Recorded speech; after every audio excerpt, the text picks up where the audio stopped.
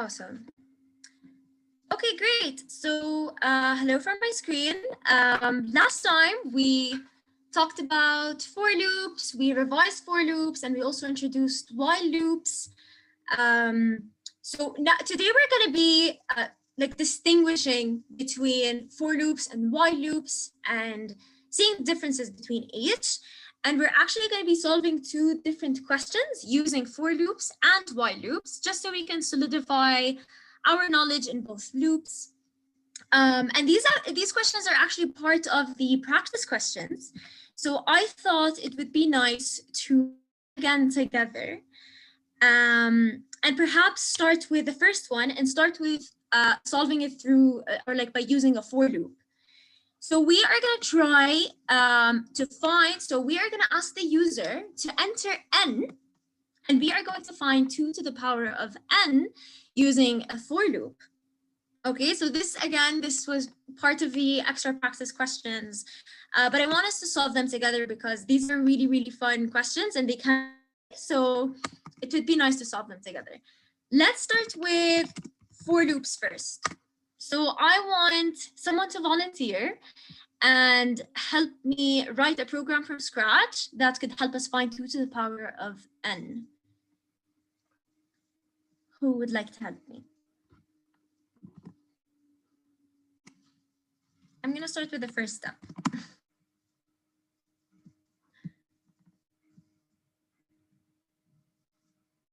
So what do you girls think? What would actually be before the for loop? Shouldn't we ask the user for something? Shouldn't we be asking the user to give us a value since we are finding 2 to the power of n?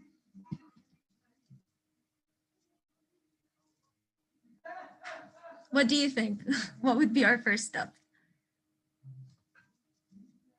First, we declare n. We declare n. Perfect, exactly. So we first declare n. And then cnn. Perfect, okay. Third step, what do you think? Okay, int I equal to 0. Equal to 0, tamam. What else? I less than or equal to n. Okay. And I plus plus. I plus plus. Oh, let me know. Yes, tell me. That's okay, continue. I think I know what you're going to be telling me now. I just wanted to say that we should be storing our value somewhere, right? Shouldn't we be storing the value to the power of n? Exactly. So we're going to have to be storing it somewhere. So I am going to declare a variable and call it mult, for example. But since we are going to be doing a multiplication process and I want to be giving mult an initial value, what do you think we should be giving mult? What should the initial value be? Assuming, for example, the user entered n as 0. So 2 to the power of 0 is 1, right? So we want to put into account all these different possibilities. So what do you think we should initially give mult? Like what should we initialize mult as? 1. 1. Perfect. So we're going to be giving mult, which is the variable we are going to be storing the result in, an initial value of 1, because we have to, again, put into account possibilities, assuming the user, for example, enters n as 0, 2 to the power of 0 is 1. It's not 0. So we are giving mult an initial value of 1. And now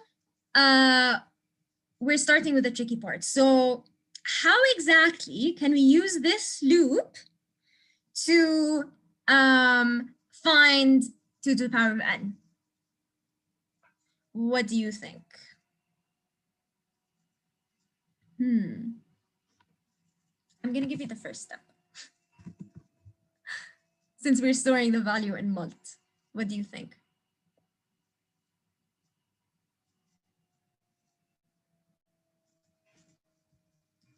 So the for loop is supposedly going to help us multiply mult by 2 n times.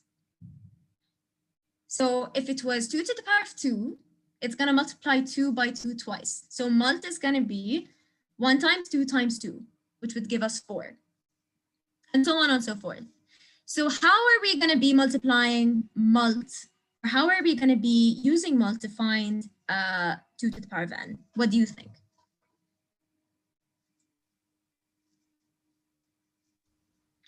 It's equal to mult times 2. So mult equals Mult? mult. Okay, perfect. I thought you said 1 times 2. I was like, No. yeah, but mult is Times perfect. 2. Mult times 2. Awesome. Great. So here's the thing. Also, this is equal to mult times equals 2. It's the same thing. So, but the second one is just a shortcut. So basically, what Yasmin just said is that we are going to be using mult to multiply by 2 n times. Okay? So I want us to test the code, and I want us to see if there's something else we need to fix. So of course, we have to see out mult, right? Since we want to give the answer to the user. So let's first start by giving n a value of 3. 2 to the power of 3 is 8. So it's supposed to give us 8. So I am going to insert 3, and it's going to give us 16. So why do you think it gave us 16? I should be less than or than n, not equal. It should be less, exactly. Or we could say I equals 1. It doesn't matter. But exactly, because when we say less than or equal to n, it is multiplying mult by 2 one extra time, giving us wrong results. So that's why you always have to test your code and see. So let's try it again with the same n and see what it gives us. Since now, instead of repeating 3 times, it's gonna, instead of repeating n plus 1 times, it's gonna repeat n times. So when I equals 0, mult is gonna equal to mult times 2, which is 2. And then when I equals 1, it's gonna be 2 equals 2 times 2, which is 4. And when I equals 2, which is the last one, since we are only allowed to be less, since I is only allowed to be less than n, which is 3 in this case, it would multiply 4 by 2, which would then give us 8. So this is, it might be a little tricky, but I want us to actually try to translate this for loop and try to create a while loop instead. And I want someone other than Yasmin to help me. What do you think? I want us to remove this, okay? There might be some extra steps. I want us to replace it with a while loop. Any suggestions?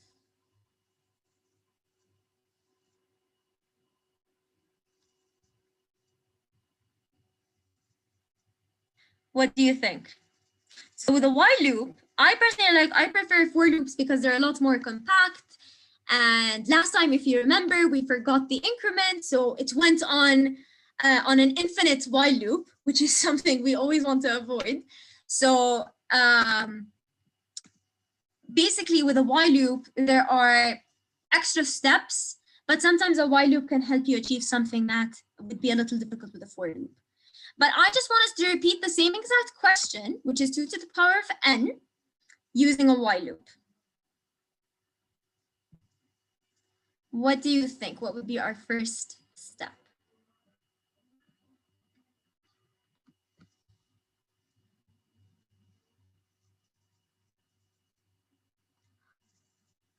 Girls, we talked about this so many times, but that's fine. Sometimes we tend to forget, and that's fine. I'm going to start with the first step, and I'm going to declare integer index.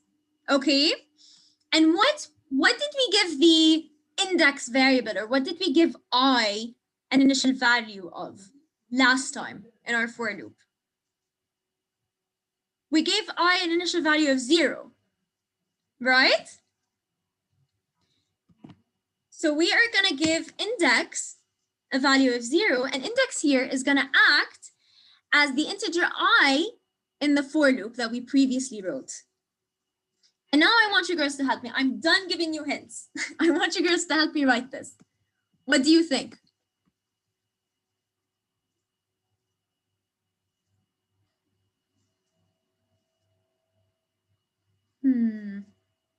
What would be our first step? What do you think? It's the same exact thing.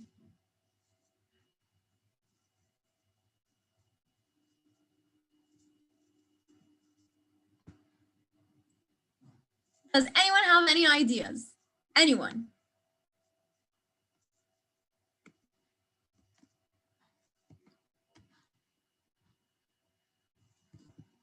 I am going to give you an extra hint, although I promise not to give any hints. And that would be to increase the index. So a while loop will keep on going until the condition over here, which we will be writing, is false. So there's a condition over here that we need to write that would help us find 2 to the power of n. However, the mechanism is the same exact thing. It's basically mult equals mult times 2. And we increase the index every time. But what was the condition in the for loop? Does anyone remember? How did we set the range? How did we set the condition in the for loop?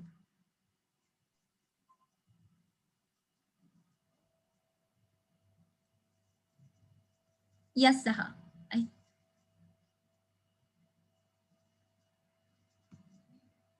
Did you have anything you wanted to add?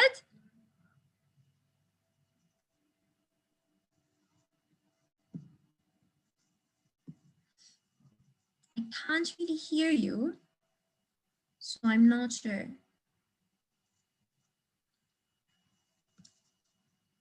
Zaha, if you want, you can use the chat because I can't really hear you.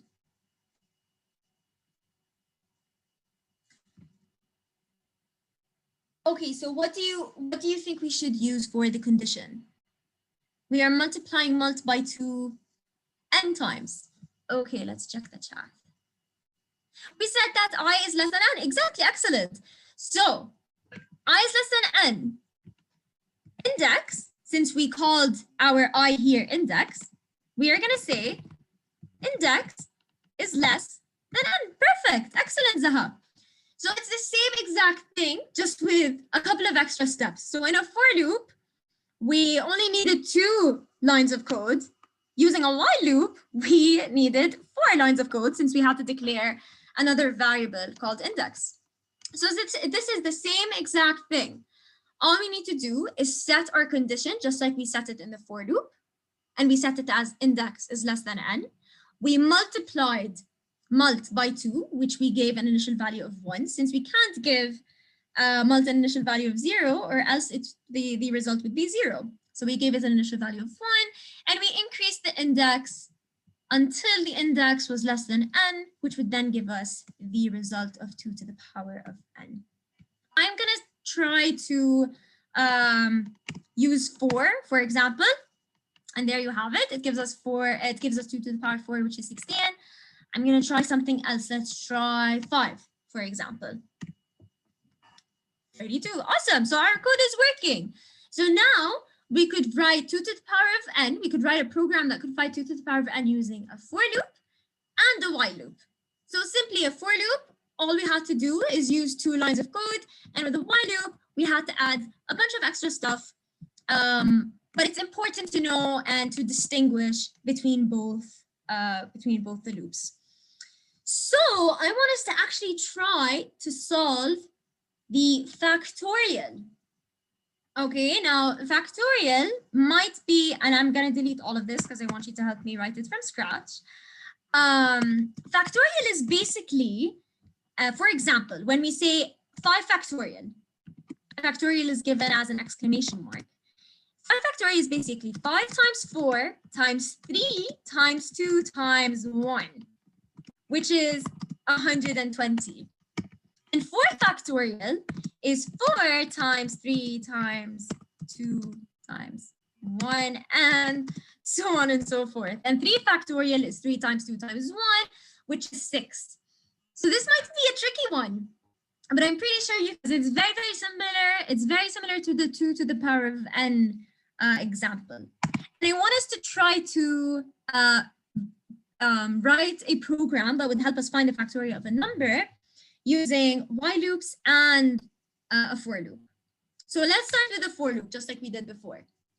And I want you to help me from scratch and use the chat if you need to. Don't worry about it. So what do you think our first step always is, since we're asking the user for n?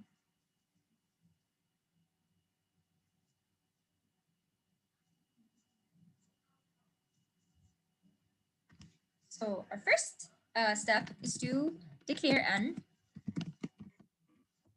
and ask for n from the user. So we're using for loops. Now I want you to help me. What do you think?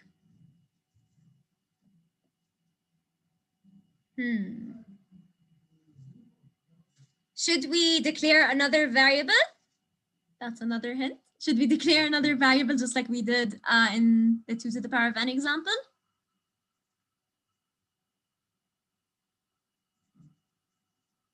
Yes, in order to store the answer. So end factorial. Exactly. You can call it factorial or fact. Sure. Yeah. And what do you think we should give the? What do you think we should give it as an initial value? 1. Perfect. 1.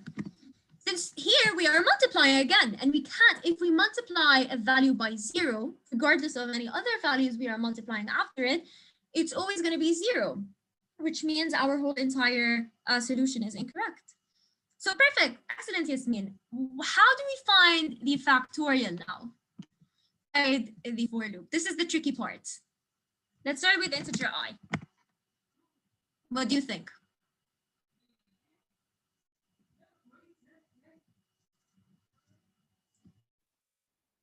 I equals 1. Can you hear me now? Very similar. It's very similar. Yeah, Zaha, sorry. Can you say that again? I'm just making sure that everyone can hear me so that I can say. Yes, we can hear you perfectly. No, I equals 1. I equals, okay, sure. Awesome. And then? I is less than or equal to n. Perfect. Okay. I And? plus plus. Excellent, Zaha. Absolutely. So, factorial. Very similar to the 2 to the power of n example. What do you think?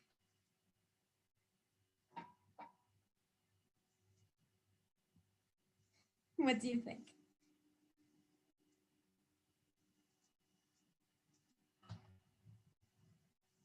It's a little trickier because last time we had a constant, which was 2, but now we are multiplying by something else every time. What is that something else? What do you think?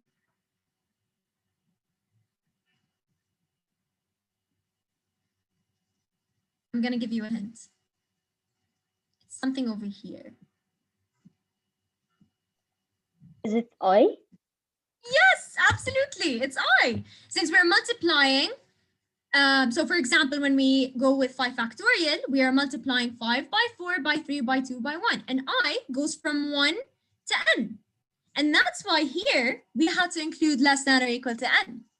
So perfect, excellent. So fact equals, since we declared our variable as fact times I. Absolutely. Here it's basically in reverse, but it's the same exact thing. We are multiplying 1 by 2 by 3 by 4 by 5. It's the same exact thing.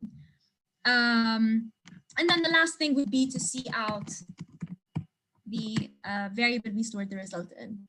Does that make sense? Do you have any questions before we test our code?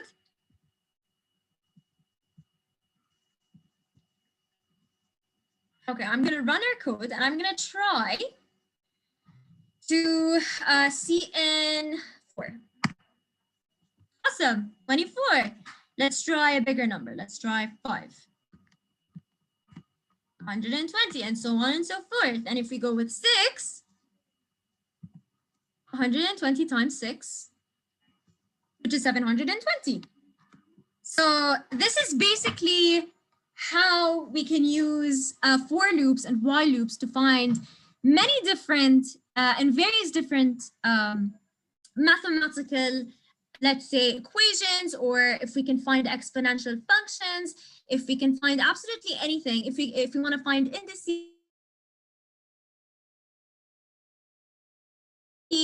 and so on and so forth. So we can use for various different mathematical purposes, let's say. And now to the tricky part. Before we solve the last while loop question, I want you to help me write the same exact factorial code, but using a while loop. So what do you think?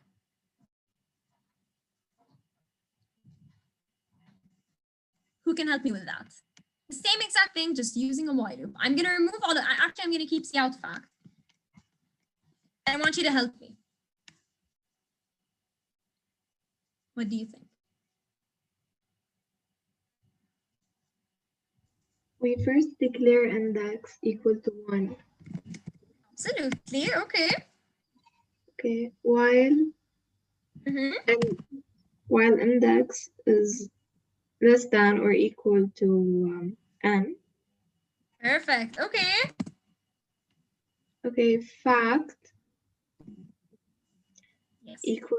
equal to fact times I. It's I? Index, I mean. Index, perfect. Awesome. So, yeah. Index plus plus. Index plus plus, awesome. So this is basically it. Again, the while loop took a little longer. It took a couple more lines of code, but we made it work. So this is basically how we switch from a while loop to a for loop. But with the while loop, you always have to remember, you don't always necessarily need to declare an index variable. But for these examples, index variables or any variables, you don't necessarily need to call them index, really help you and ease the process of finding the solution. So let's just give this and let's just run this one last time and see if it functions the same way as it does with the for loop. Try again. So factorial of 5 factorial is 120, 4 factorial is 24, and so on and so forth.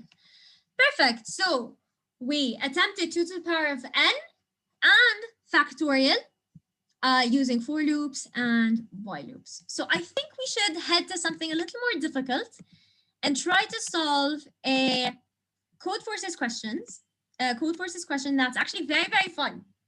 But there are small little details that we need to pay attention to in order for us to be able to solve the question. So the question is called Bear and Big Brother. So we're going to read it together. Bear Limak wants to become the largest of bears, or at least become larger than his brother Bob. Right now, Limak and Bob weigh A and B respectively. So Limak weighs A and Bob weighs B. It's guaranteed that Limak's weight is smaller than or equal to his brother's weight. Limak eats a lot and his weight is tripled after every year, while Bob's weight is doubled after every year. So the question asks us, how many full years will Limak become strictly larger or strictly heavier than his brother Bob?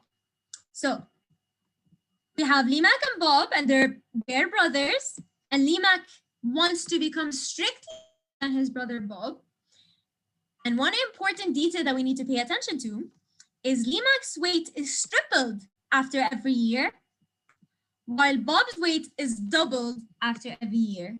And it's guaranteed that Limak's weight is smaller or equal than his brother's weight. So here we have the test cases. Basically, the input is A and B. A is Limak's weight and B is Bob's weight. The output includes just one single integer, and that integer number denotes the number of years in which Limak will become strictly larger than Bob. Okay? So, oh, and by the way, off topic, we can also use the GDB compiler for text input, just like we always use with ID1. But I always want us to try to experiment and try different compilers, but you can use GDB because also just let me show you real fast. If you open GDB, which is the one we always use, which is this one, and we go to text over here, we can actually insert the text and use the compiler for whatever we need, whether text or interactive console, which is what we usually use when we use GDB. But regardless, I always want us to try to use different compilers. So I want us to try to solve this question using ID1. Okay, so quick synopsis. Basically, Limac, which is the first integer here, this is his weight, and he wants to become strictly larger, strictly heavier than his brother Bob. And these are the test cases, and we will be testing all of them to see if our code works. So what do you think our first step would be? I'm going to remove this. What do you think? Declaring A and B. Absolutely. So we declare A and we declare B. And then we have to ask for A and B, right? So we see in A and we see in B. And you can also see in A and see in B on two separate lines, but this is just a little more convenient. Okay, awesome. So what would be our next step? What would be our second step? There's also something we need to store, right? Which is denoting the integer number of years after which Limac will become strictly larger than Bob. So what do you think?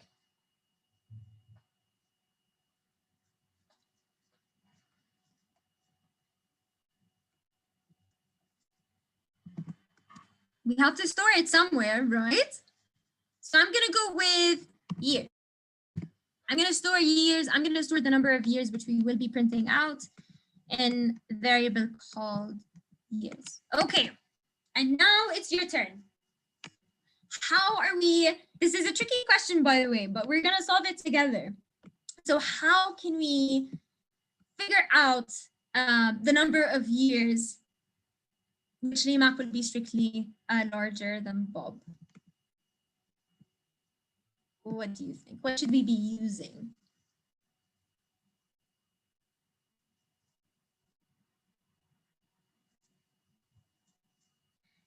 It's something. But the trick here is knowing which specific thing we need to use in C++ to be able to find that question, to be able to find the result. What do you think?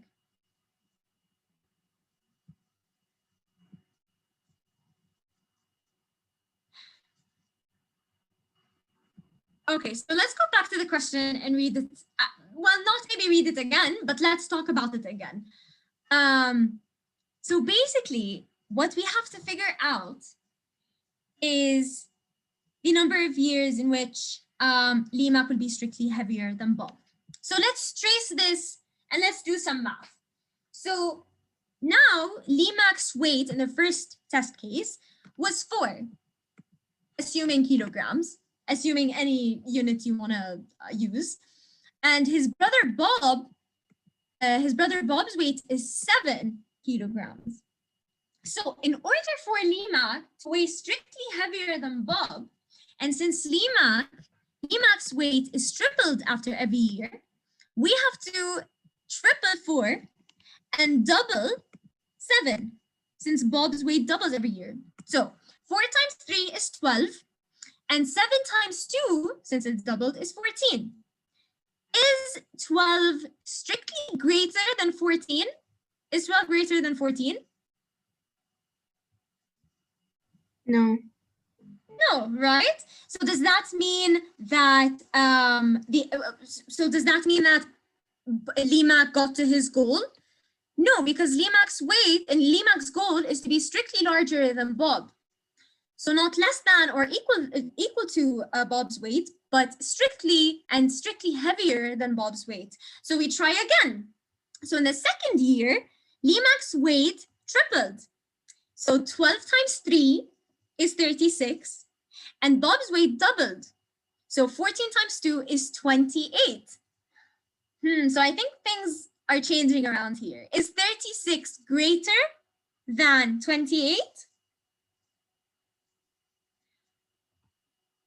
Yes, right? Because Yeah. 36 is obviously greater than 28, exactly. Which means that Limac will get strictly heavier than Bob in 2 years. Does that make sense? And if we go to the third case, for example, which is basically the easiest test case, Limac weighs 1 kilograms, assuming it's kilograms, and Bob weighs 1 kilograms as well. But since Limac's weight is tripled every year, in the first year, Limac's weight will be 3 kilograms. And in the first year, Bob's weight will be 2 kilograms, meaning Limac only needs 1 year to be strictly heavier than Bob. I hope this clears things out just so we can get back to the question and hopefully solve it. So what do you think? What do you think would be the first thing we should consider using?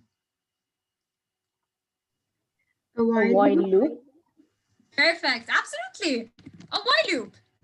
So what is the condition over here that would allow us to keep on entering the while loop?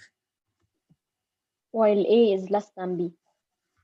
Excellent, Zaha. Perfect. So while A is less than B, so A here is Limac's weight and B here is Bob's weight, enter the while loop. Awesome. So what's our next step? What do you think?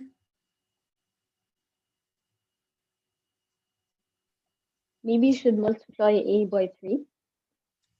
100%. We multiply A by 3. And what about B? By 2. By 2, excellent.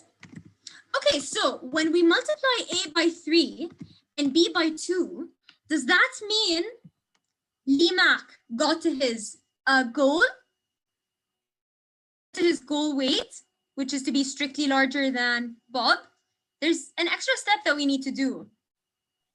We should add a year. So year plus. We should add a year. Absolutely, excellent. So we should add a year, meaning we are using year here, or years technically, because I called it years, as a counter.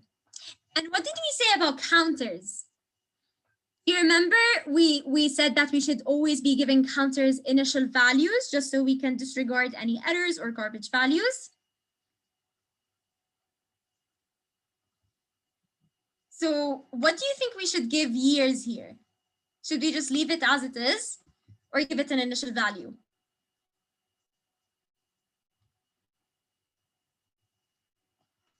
Equals to What do you 0. think? Equals to 0, exactly. We're always supposed to be giving these counters initial values. So we are starting with 0 years, okay? And as long as A is less than B, Limac will need another year, and then we would check again whether Limac is strictly larger or strictly heavier than Bob. Okay, so as long as Limac's weight is less than or equal to Bob's weight, then we will have to wait another year to see. Awesome, perfect. So what should we be telling the user? What is the question asking us to see out? The number of years. Number of years, exactly. So we see out years. Awesome, perfect. So all we did was declare 2 variables, A and B. A is Limac's weight, initial weight, and B is Bob's initial weight. And we set our years, which here acts as a counter, and we talked about counters previously. And as long as Limac's weight is less than or equal to Bob's weight, we have to enter the for loop, triple Limac's weight, double Bob's weight, and increase the number of years by 1. So plus is years plus 1. It's just a more convenient way. Awesome, this is great. So let's try all the inputs before we actually submit our code. I'm going to try the first input, which is 4 and 7, and it's supposed to give us 2 years. So let's see. Awesome, it gave us 2 years, and that's because it's going to need 2 years for Limac to be strictly larger than Bob. So let's try Let's try the second. Let's try the second test case. Oops, sorry. Okay, copy over here. All we have to do is and write the code again, write the test case again. Let's see, so it's supposed to give us 3 years. Interesting. Interesting. It gave us 2 years. Why do you think that is? There's something we forgot.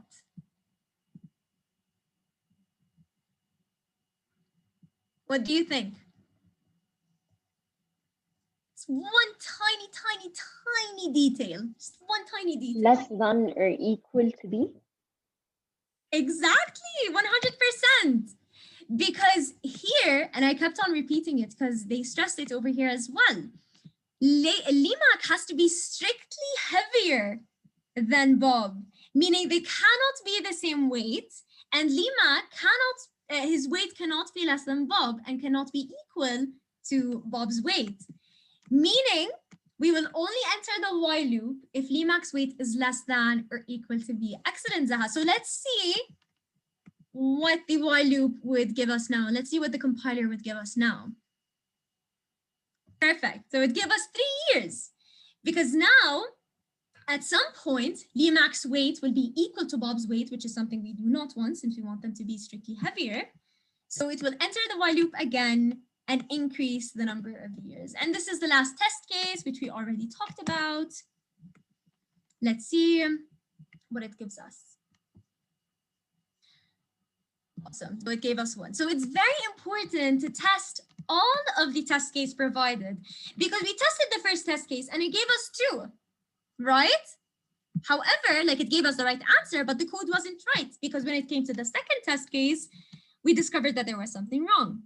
Excellent, girls. So all we have to do now is try to copy our code and try to submit it through Code Forces and see whether they would accept our code or not.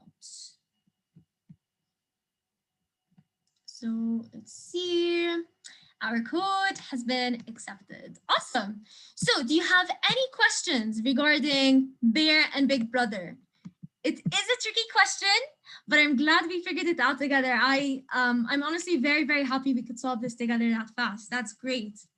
So are there any questions regarding Bear and Big Brother before we move on to something else?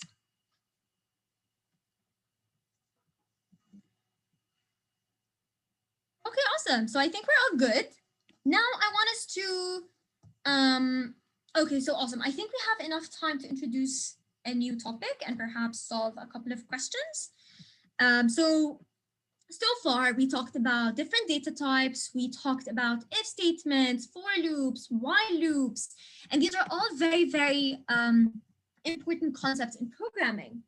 But there's something that we will actually be using till the end of our course, which is arrays.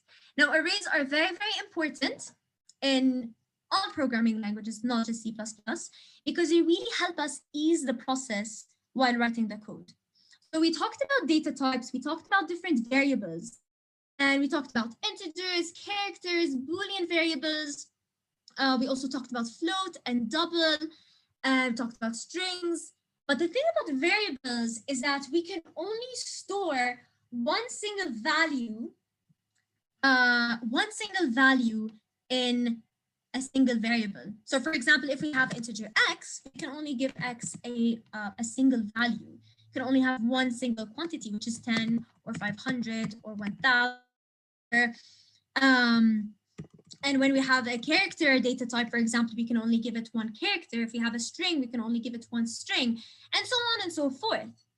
And this is where arrays come in and help us figure out that inconvenience, let's say. So when it comes to arrays, think of arrays as if they are tables, or they're basically a table where we can store different values of the same data type in a single array. So when it comes to variables, we can only store one single value, but when it comes to arrays, we can store multiple values of the same data type. So for example, if I was again, the example I always like to go with, for example, if we are university professors or high school teachers, and we want to create a program that would help us store the grades of 5 students. Let's start simple. And let's go with float, for example. Okay, we can start with integer, we can start with float, we can do whatever we want. And let's call our array grades. So the first thing we have to do with the first step would be to declare our array, declare the name of our array, and open and close 2 square brackets. And after that, we will open 2 curly brackets and give the number of values we need. So for example, we're going to start with small numbers. We're going to start with 5 different values. I'm going to give 78.9, for example, 56.7, 78, 90, and 67.9. So these are grades of 5 different students. All right. So when it comes to variables, as we mentioned, we can only store one variable. We can only store one value. But here, with the grades array, we could store 5 different values of the same data type. Okay, so this would be our first step. And the thing about arrays and the thing about C++ is that it is 0 indexed. So here we have 5 different variables. However, we talked about indexes before, and we just mentioned indexes now. The first value would have a 0 index, and the second value would have an index of 1. And the second would the third one would be 2, and the fourth one would be 3, and so on and so forth until we get to the last element. These values inside are called elements. And the thing about having a program that's 0 indexed is that we start with index 1 and we end with index size -1. So our size here is 5. We have 5 different elements, but the last index would be 4. So why would these indexes actually help us, and why do we have to know about the index? And that's because the index helps us access these specific elements in the arrays. So for example, if I wanted to print out the first element, which is 78.9, I would have to say cout grades, open and close square brackets, and write the index inside the square brackets. So as we mentioned, this is C++ is 0 indexed, which means 78.9 has the index of 0 since it's the first element. And of course, we end it with a semicolon. So basically, with the cout statement, all we're doing here is printing out the first element of the grades array. So let's run our code and see what the program gives us. It's supposed to give us 78.9. Awesome. So what if, and I want you guys to help me with this one, what if I wanted to print the third element in the array? What if I wanted to print 78? What should I be changing over here? What do you think?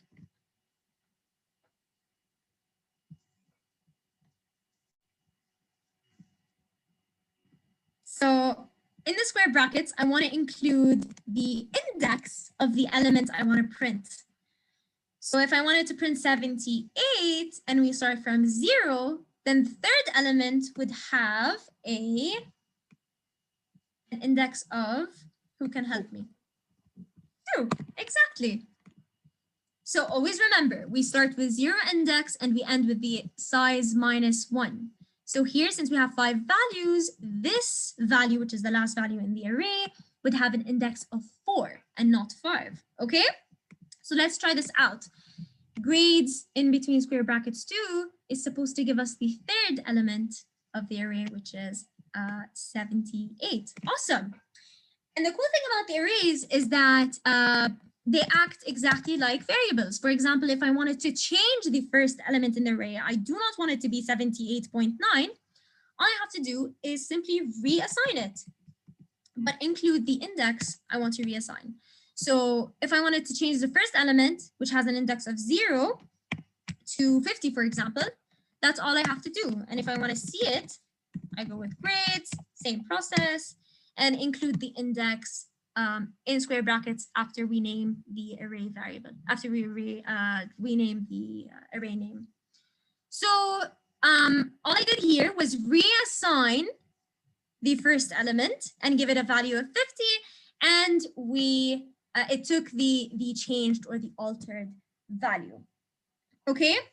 For example, if I decided that I wanted more than 5 different grades, I wanted 10 grades, all I can do is set the number of grades. So for example, if I wanted 10, I would include 10 in between these square brackets. And I wanted to include 78 and 90. However, here we have 1, 2, 3, 4, 5, 6, 7. We have 7 elements, and 10 over here, we have 10 values. The array here can store 10 values. The thing about arrays is that if you do not fill the entirety of the array, the compiler will automatically just fill the rest of the values with zeros. So we're going to talk about this right now. We're going to talk about a couple of stuff before we get to that. But this is the basics of arrays. It's simply, I would like to think of it as a table that would hold different variables or like different values of the same data type within a single array. Okay, and always remember, we start with index 0 and we end with index size -1. So the last element here, for example, if we actually wanted to fill all of them, so this is 8, 9, and 10, this would be the last element. And the last element here would have a index of 9 and not 10, since we started with 0. Okay, so here we are working with very, very small values and very small numbers. What if I had 100 students and I wanted to store 100 grades? Would it be convenient to actually see out or see in or whatever 100 grades 100 times, like manually write the grades 100 times? And for example, if I wanted to change each and every grade, or if I wanted to print each and every grade, would it be convenient to say grades 0 equals whatever, and then grades 1 equals whatever, and so on and so forth?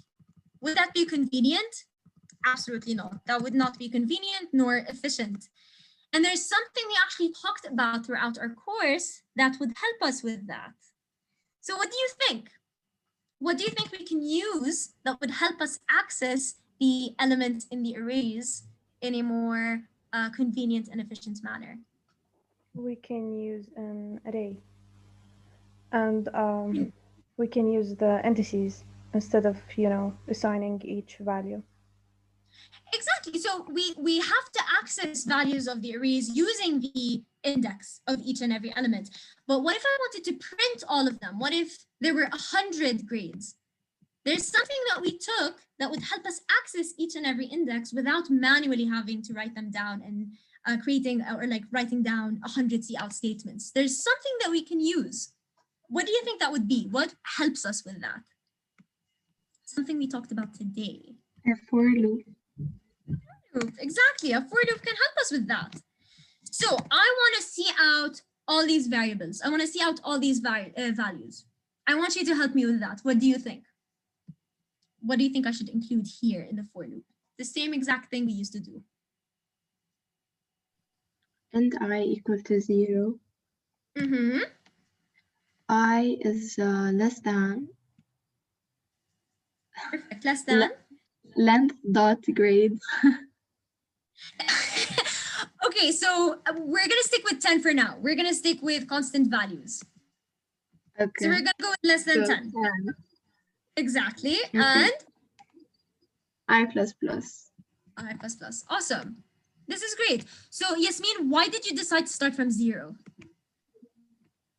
Because the index and the array, the first index is 0. Absolutely. And we say less than because there's no index 10. The last index in the element and last index in the array would be 9. So we're going to go from 0 up to 9 and not up to 10, as it would give us an error and it wouldn't work properly.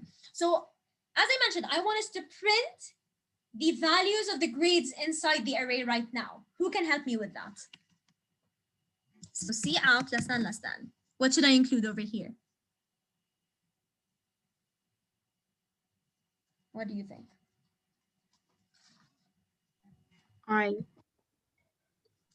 So I want us to print the values. Close. لا grade So square bracket. Yeah. Yeah, okay, awesome. So this is exactly how we do it. If I wanted to print the indices, yes, I would print I. But here, I want us to print the elements. I want us to print the values inside the array. So we include the array name, which we declared as grades. And inside these square brackets, we include I, which here acts as the index counter, let's say. So let's see what it gives us. It's supposed to give us 78.9, 56.7, 78, and so on and so forth, until we get to the last element. Perfect. So I want us to try to delete the last two values and see what the compiler gives us. It's not going to give us an error, but it is going to do something else.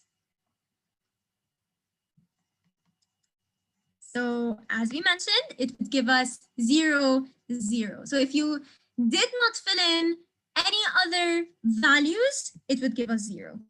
Does that make sense? So basically, this is simply what arrays are all about. And we can use integers, we can use doubles, strings, we can use any data type we would like to use. Okay. And the thing about arrays is that, well, I wouldn't say most of the time, but in some cases, you would not know the contents of the array. Sometimes I would want the user to insert these values. So I can just simply create the array and give it an initial size and ask the user for the array values.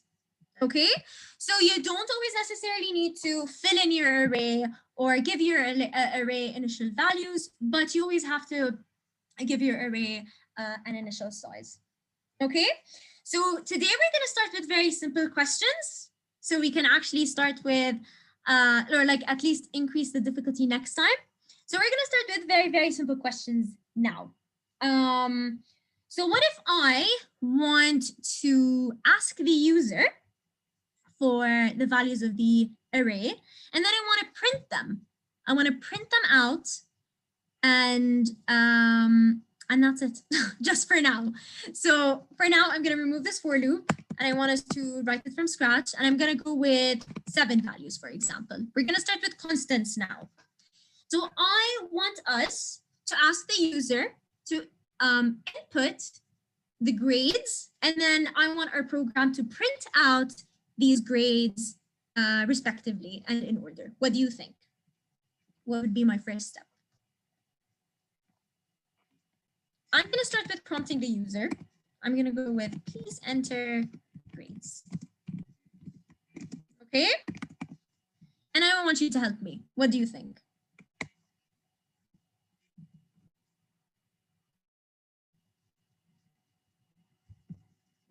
What would be my first step? I need to store the grades somewhere. Okay, so we're storing the grades in the array. Okay, but I need to ask the user for the grades, and I want to receive the grades, right? So how can I do that? There's something we just did that we have to repeat. What do you think? So yes, we are storing the values, but we want to store the values here in the grades array. So I'm going to start with a for loop. Okay, and I want you to help me now.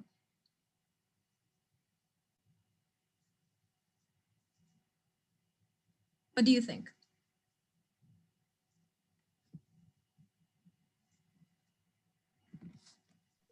And Mhm. zero. Awesome. And then? I less than 7. Mhm. I plus plus. Absolutely. And then? CM. Yeah. Greater than grades. And then? We open brackets I. Perfect. Absolutely. So this is how we store the grades. And I'm using a for loop here because it's more convenient. Because now if I wanted to see in the grades 7 times, I have to write see in grades I 7 times, which is not efficient whatsoever. And now we're working with very small numbers now, but what if you had 20 or 50 or 100 or 1,000 elements? You can't just manually write down these statements. You have to use something that would help you with that, hence the for loop. Okay, awesome. And I also want us to print the grades. So what do you think? It's just an easy extra step.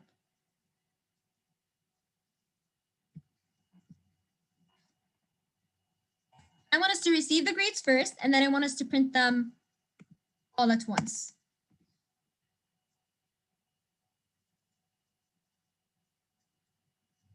What do you think? I'm gonna go with another for loop. Okay. I'm gonna actually copy this just so we can be a little more efficient. And there's something I need to change. What would that be? Very, very simple.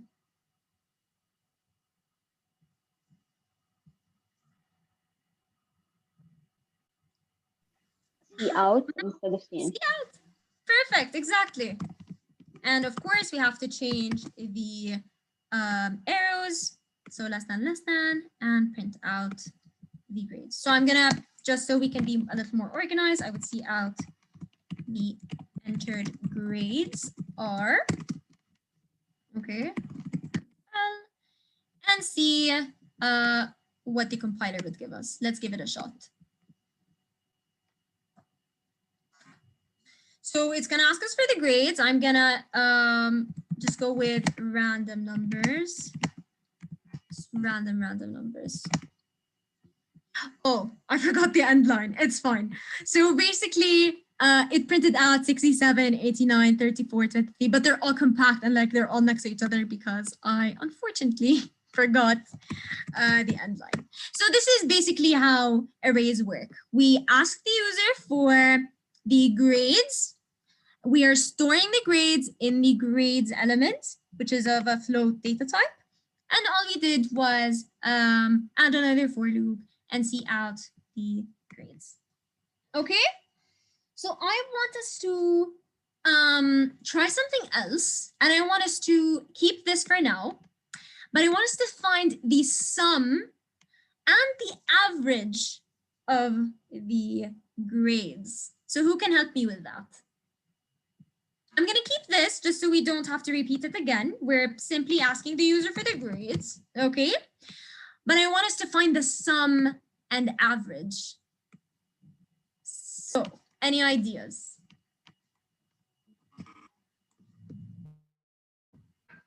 What do you think?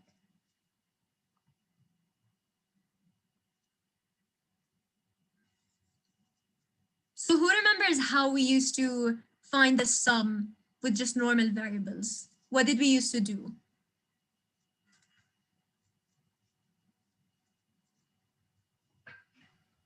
First, we need to declare sum and sum. Is it int? Do you think we should go with int? No, float. Float, perfect, yes. Okay, sum equal to 0. Awesome, okay. And we also want to find the average. So what do you think? Also the same thing, float average equal to 0. Equal to 0. So we can give it an initial value and we can leave it as it is. That's fine. Because average at the end of the day, we are going to be giving it the value. It doesn't really matter, but we can stick with that for now. So we are receiving the values from the user. So CN grades, and we are we are receiving them from index 0 to 6. But now we have to find the sum. So I'm going to remove this. And the biggest hint here is that we are going to be using this for loop. So how do we use the sum? How do you remember how we used to find the sum with normal variables? What did we used to do?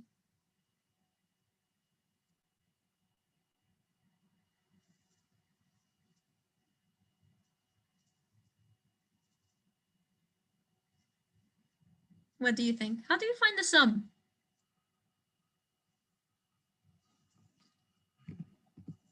Sum equals sum plus grade I.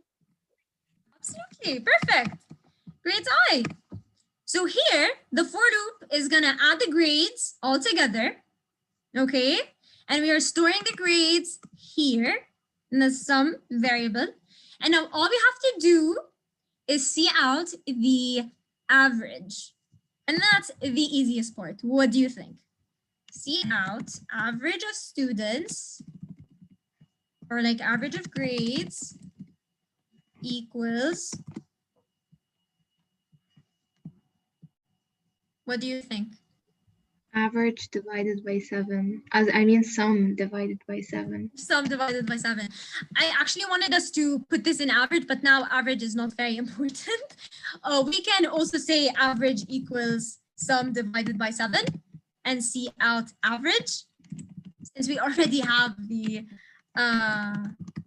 we already declared the average, but it doesn't matter. Like we can just simply say sum divided by 7 to be more efficient. So I'm going to run this code and see how it goes. But so far, so good. All we did was ask the user for these values. Okay, we added all these values together, and then we divided them by their number, which is 7, which we initially declared over here. So it's gonna ask us, it's supposed to ask us to enter grades also. I'm just putting random numbers. Okay, so the average of grades is 59.2857.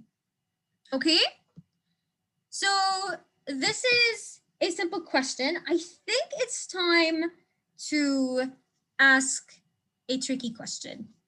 I don't think it's tricky. We did something like it, and like we did something very similar to it before. But I want to ask you, if I wanted to see in the grades, okay, and I want to go with 5, so it can be a little easier. But I want us to print the grades in reverse. Okay, I'm going to remove these. We don't need them anymore. So I want us to print the grades in reverse. So see out the grades in reverse. And I want you to help me with that. What do you think?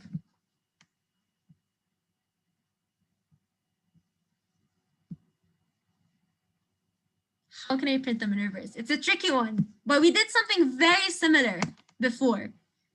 I'm going to start with a for loop.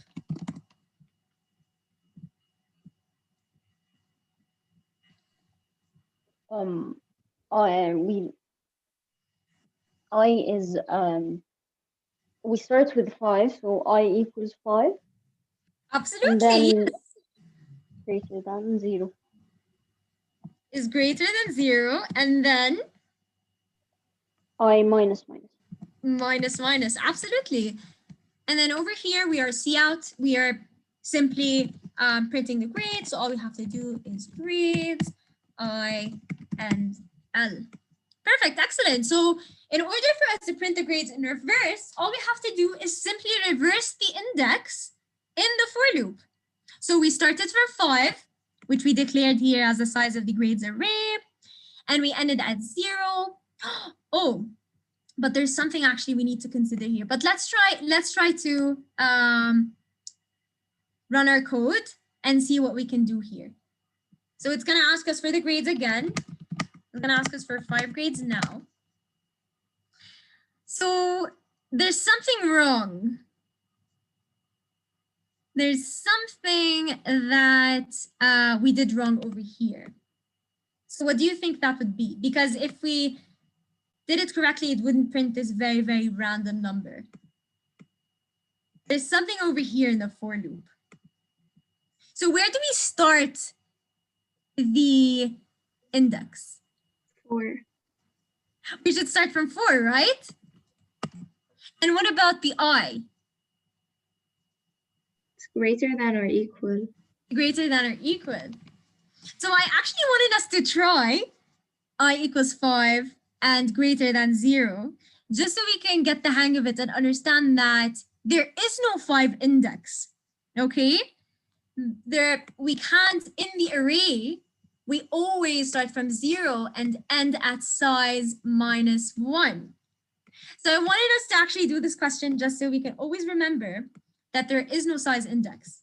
We're going to start from 4. If we wanted to print from reverse, we start from size -1 and end at 0. A great job. So let's try to input again. Let's try to input the numbers again. See what it gives us. Perfect. So it's fixed. It was 78, 90, 67, 56, 45, and now it gave us the array in reverse. So one last question I want us to solve, and then I'm going to give you a break since we've been solving questions all day. And this is a very, very simple question. It's very simple to the things that we used to do. So I'm going to go with an integer array this time. And I'm going to go with integer age or ages. And I am going to go with 5. I'm going to give it a size of 5. And I'm going to ask the user for the ages. However, here, I want us to see out. Okay, I want us to find the number of individuals that are younger than 50. Okay, and I want us to find the number of individuals that are older than 50. And I want us to find the number of individuals that are 50 years old. Okay? It seems like a long question, but it's something that we did many, many, many times. But we're going to have to incorporate different concepts to be able to find that. Okay? And I think 5 is too little, so I'm going to go with 10. Although it's going to ask us for 10 variables, but that's fine. 10 values. So what would be my first step? I'm going to ask these. I'm going to ask for the ages from the user. So what do you think?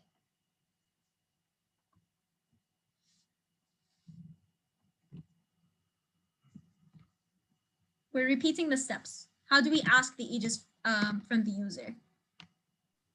Using a for loop. For loop, okay. Integer I.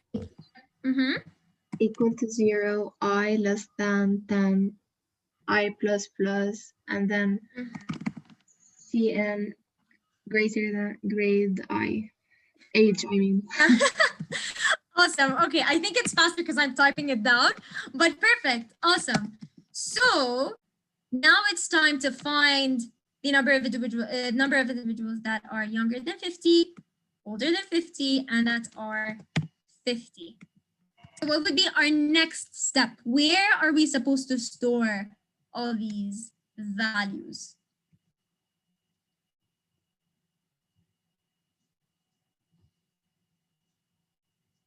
What do you We think? need to declare 3 integers. Okay. The first one, in the first integer, we need to store how many individuals are younger. So we can call it Younger, for example. And then older. And equal, maybe. Yeah, equal. And we're giving them initial value of 0. since we're assuming right now that since we always initialize our counters. Okay, we're assuming right now that there are no younger, are no older, and there are no individuals that are equal to 50. So what would be our next step? So our next step is very simple. It's going to be integer I equals 0, I less than 10, and I plus plus. And now to the fun part. What do you think? How can we declare all of this information? How do we figure it out?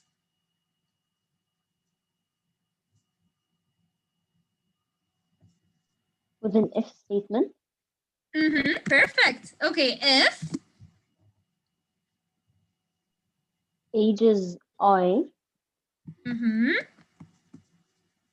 is less than 50. Okay. What do we do in this case? Younger plus plus.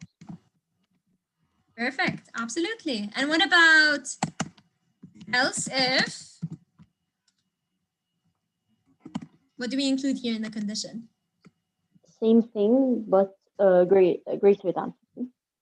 Greater than that. Greater than. Perfect. And which counter should we increase? Older. Older. Plus plus. The last one, since they're either less than 50, greater than 50, or 50, we can just say else. Else equal plus plus. Awesome. Excellent, girls. So I want to print all these values. I want to print younger, I want to print older, and I want to print equal. Where do I see out all these variables? Where should I print them out? Inside the for loop or outside the for loop? Where do you think I should print them out?